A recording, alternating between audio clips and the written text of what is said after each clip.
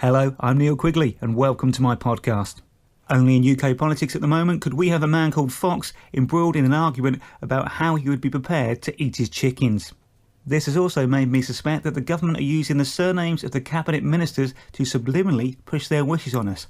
I mean, why else would you have Liam Fox and Jeremy Hunt on the front bench? New Liberal Democrats leader Vince Cable has said he can offer the same as France's President Macron.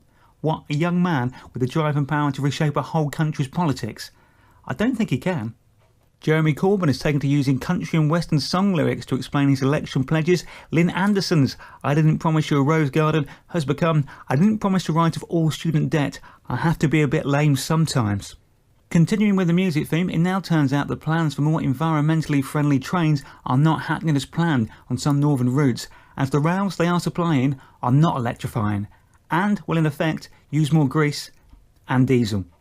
Passengers were locked outside Oxford Station last week when the only key holder failed to turn up for work. You see, you'll never replace humans with robots, as they can't replicate our stupidity and weaknesses. Bet it was weird for the driver when he arrived at the station and no one was there. He must have thought there'd been a local apocalypse, or at the very least he must have looked at his watch and double-checked the time. The government are making future suggestions that we should produce our own energy and potentially sell it back to them, with everyone having solar panels, although the way the rest of the summer is looking, water wheels may be more beneficial. As Donald Trump's son-in-law and digital campaign manager Jared Kushner says he didn't collude with the Russians, I'm suspecting that he doesn't actually know what collude means, in the same way the president doesn't know what the T in LGBT stands for. Surely the guy who's just been fired as Kermit would be the perfect replacement for Sean Spicer, as he's used to speaking for a Muppet.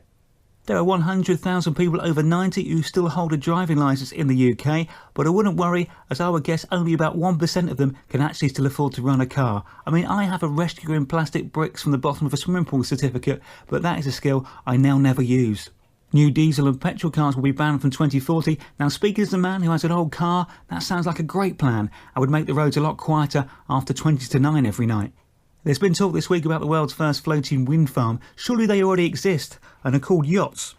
As the ice that covers Greenland melts and turns from white to black, I'm still trying to work out why it was ever called Greenland in the first place. A British couple have become the first to get married in the Antarctic. Their first dance after the wedding vows was to IOU by Freeze. Only in Britain could we get tropical storms without having the actual tropical weather first. Tesco are starting a same-day delivery service. I mean, if you need something urgently, why not waiting all day for it to be delivered rather than nip to your nearest supermarket, which can't be any more than 20 minutes away? Microsoft were rumoured to be dropping the program Paint from their future operating systems, which is the mobile phone equivalent of when Nokia got rid of snakes. England won the Women's Cricket World Cup at Lord's, which surely should have been named Ladies for the day.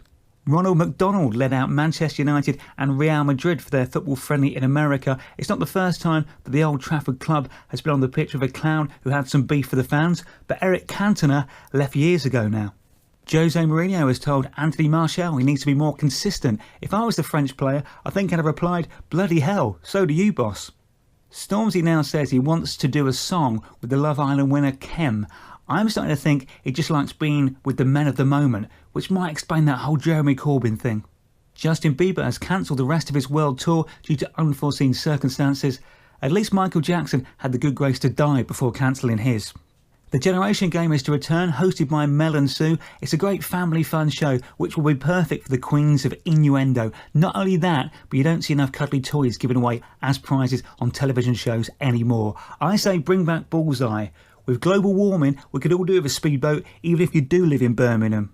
Ed Sheeran has made a cameo appearance in Game of Thrones, which has gone down about as well as Desperate Dan from The Dandy walking into a vegan-only party, or the BBC announcing that the next Doctor Who will be a woman.